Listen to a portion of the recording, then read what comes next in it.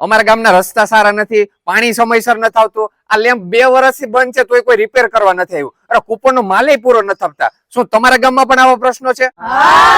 આની પાછળનું મુખ્ય કારણ છે ગ્રામ સભા. શું તમને ખબર છે ગામમાં ઓછામાં ઓછી કેટલી વાર ગ્રામ સભાનું આયોજન કરવું પડે? કેટલા લોકો ઓછામાં ઓછા હાજર હોય તો જ ગ્રામ સભા મંજૂર થાય? ગામ લોકોને કેટલા દિવસ પહેલા જાણ કરવી પડે તમને ખબર છે? કે પછી તમારા ગામમાં બંધ બારણે ગ્રામ સભાનું આયોજન કરી ઓળખીતા સભ્યોની સહી લઈ અને ગ્રામ સભા મંજૂર કરવામાં આવે છે? આ બધી માહિતીની તો આપણે ખબર નથી ને આપણે કહે કે ગામનો વિકાસ થતો નથી. એટલા માટે જ આ વિડીયો બનાવે છે અને ખાસ કરીને દરેક ગામના યુવાનોને મારી નમ્ર વિનંતી છે કે આજે જ એવી અરજી લખો, સરપંચ અને મંત્રીને અનુલક્ષીને તેમજ તાલુકા વિકાસ અધિકારીને અનુલક્ષીને એવી અરજી લખો કે જેમાં એવું લખ્યું હોય કે અમારા ગામની આવતી ગ્રામ સભાનું જ્યારે પણ આયોજન હોય ત્યારે મને વ્યક્તિગત જાણ કરવા વિનંતી. તો તમારી ગ્રામ સભા પહેલા તમને જાણ કરવામાં આવશે. ગુજરાત પંચાયત અધિનિયમ 1993 મુજબ દરેક ગામમાં વર્ષમાં ઓછામાં ઓછી 2 ગ્રામ સભાનું આયોજન ફરજિયાત હોય છે. આ ઉપરાંત મંત્રીએ 7 દિવસ પહેલા ગ્રામ સભાની જાહેરાત કરવી પડે છે અને ગ્રામ સભામાં ઓછામાં ઓછા 50 સભ્યો અથવા તો ગામના મતદારોની સંખ્યાના 10% બંનેમાંથી જે ઓછું હોય એટલા મિનિમમ સભ્યોની હાજરી ફરજિયાત હોય છે. નહીતર આ ગ્રામ સભા માન્ય ગણવામાં આવતી નથી, એટલે કે એ ગ્રામ સભાની ગણપૂર્તિ ગણવામાં આવતી નથી. આ ગ્રામ સભામાં કોઈ પણ વિકાસલક્ષી કાર્યનો નિર્ણય લઈ શકાતો નથી. આ ઉપરાંત ગામમાં ઘણીવાર વિશેષ ગ્રામ સભાનું આયોજન કરવામાં આવે છે, એટલે કે ગામમાં કોઈ ઇમરજન્સી આવી અથવા તો માની લો કે ડિમોલેશન જેવું કઈ આવ્યું